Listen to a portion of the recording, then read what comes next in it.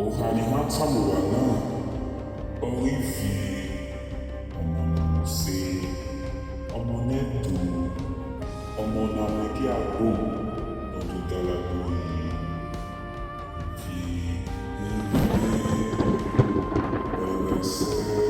Mr. Idemudia was a well-respected man in the community somewhere in Edo State, and he was well known by everyone in the community, very good-looking and very brilliant.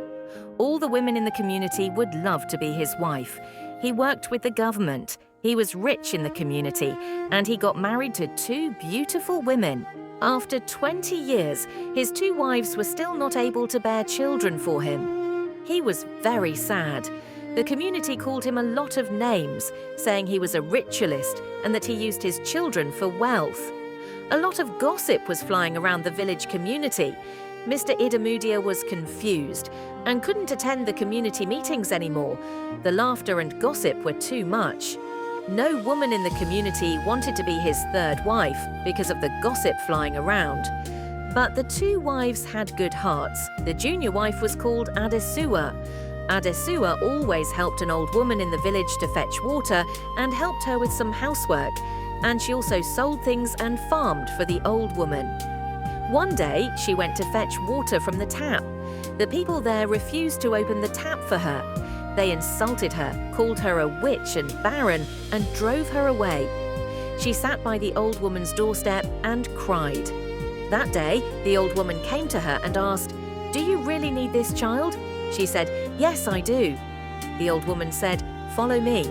She took Adesuwa to the river and told her, "Tell the river what you want, and they will answer you." She asked the river to bless her with a child, and to bless the other wife too with children. She promised to serve the river and give them whatever they wanted from her.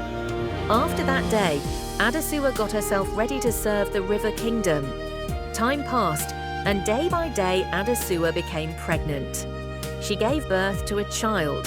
The other wife also became pregnant, and both wives finally gave birth after 20 years. But the senior wife was already getting old. She was not supposed to give birth, so she had problems breastfeeding the baby. Adesuwa gave birth to a 3rd child, and she decided to stop serving the River Kingdom because she already had what she wanted. Suddenly, she became blind, and the senior wife began treating her badly, giving her spoiled food and unclean food because she couldn't see. This happened for a long time. Adesuwa was sad. She said, "I wish I can see my baby again." Her children were still young, and she gave birth to the last one before she became blind. One day, her husband and the senior wife left her at the backside of the house, and both went out. She sat on the floor with a long stick in her hand. Suddenly, she stood up and cried out to the River Kingdom to help open her eyes just once so she could see her baby again, promising she would not turn her back on them again. Suddenly, her eyes opened, and she went to take care of her baby. The baby was just 2 months old. She promised to offer a big sacrifice to the river for what they had done for her. Adesuwa swept the compound and arranged the house neat and clean before the senior wife and her husband came back. The both of them was surprised. After years passed, Adesuwa gave birth to 9 children. The last female child was a river child. Adesuwa took her to her sister, who didn't have a child too. She was called Itohan. Itohan grew strong, with the river maidens always visiting her, teaching her and blessing her, and her mummy sister was blessed because of her. After many years, Itohan got married and started giving birth to children. But Itohan's husband's mother didn't like her, but it was too late. Both were already married and had children. Her husband's mother was a witch, and she knew Itohan was a river child. She tried everything to separate her from her son, but nothing worked, and his husband was a traditional man. When Itohan was pregnant again, she called the society she belonged to, prayed for her unborn baby to come out safely. After the prayer, Itohan gave birth that day when she got home, but she delivered in the dark. She didn't know how the child came out or if it was the right position. But anyway, it called for a celebration. That was her last child. She was called Ivie, which means beads in English. She was a special child, a gift from the River Kingdom. She grew strong and attended church, but in her teenage years, the River Kingdom visited her and played with her in the sitting room. When someone was coming, they would disappear, and she would pretend as if nothing happened. The situation continued from time to time, but her dad didn't like her. Every time was quarreling and shouting from her dad because of Ivie. Ivie would ask herself if he was really her dad. While she grew, she joined a movie production. She had a dream to become an actress. Her senior sister Eve stole a sum of money and told everyone that Ivie was responsible for the act. So her parents beat her and stopped her from the movie industry. She was bitter inside. Meanwhile, her senior sister Eva was pregnant with a child. Ivie laid a curse on whoever did it, and her parents beat her again for laying the curse. That was not enough. When she went to visit her auntie and came back home, Eve told her dad that Ivie was keeping men, not one but 3 men. Young Ivie couldn't explain herself. Her parents beat her and threw her out of the house. That day, she cried and laid a curse again on her sister straight. "If I am clean, your baby will go down for it," before she left the house.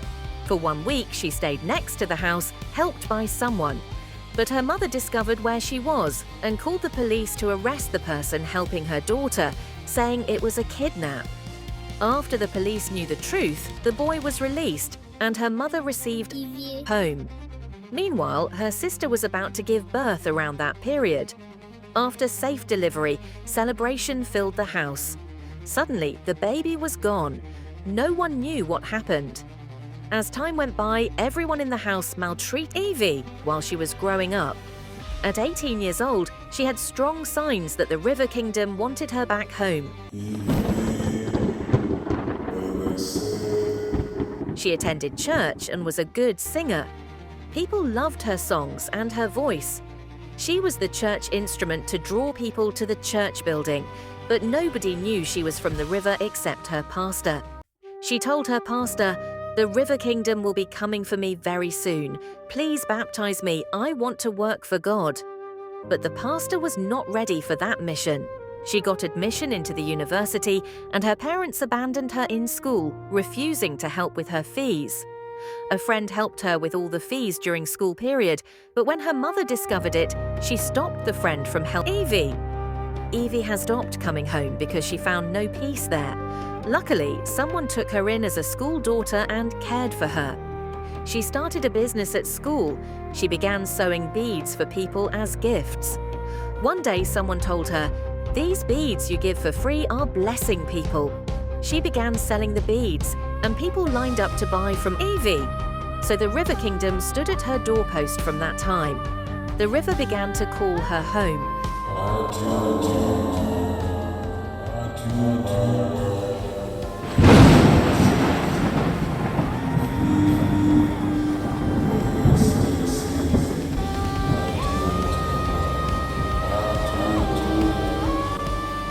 Sometimes she would fall to the ground at school. Everyone was used to her falling down by the River Kingdom. They always helped her come back to life again, but it became too much. She came back home to drive out the river spirit from her, but the more she tried, the stronger they become. She spent a lot of money, but nothing worked. They always came back stronger. After all these signs, she began to accept the River Kingdom because that was where she belonged. She went back to school and continued sewing beads. People were blessed by her beads. But when she stopped accepting the River Kingdom, she fell sick and decided to come to Benin for treatment. While coming, kidnappers kidnapped the full bus and asked them to move inside the bush. But someone from nowhere came out and rescued only Ivie and took her home to Benin, where she could connect herself to the River Kingdom. She finally knew the River Kingdom were the ones who rescued her. From that day, she accepted the River Kingdom and decided to set herself on a mission to save lives and bless people. Her parents were blessed by her, and they knew that Ivie was a river goddess. She stayed at home and blessed people by the river. She was worshipped by people because she was a goddess. But her life was limited on earth. The River Kingdom were waiting to receive her. Nothing could keep her on earth except human love, from her parents or from a boyfriend. but she found no one to give her the real love. The river blessed her richly, and she blessed people too. She shared what the river gave to her. One day, she went to the river and sat down and cried loudly. She was not ready to leave the human world, but there was no love to keep her. After she finished crying, the river took her to the underground kingdom where she belonged. Ivie was a blessing to her world. All her family who hated her or maltreated her were blessed by her, but there was no one who loved her. She looked for love to keep her in the human world, but no one was ready to love her for who she was. Ivie,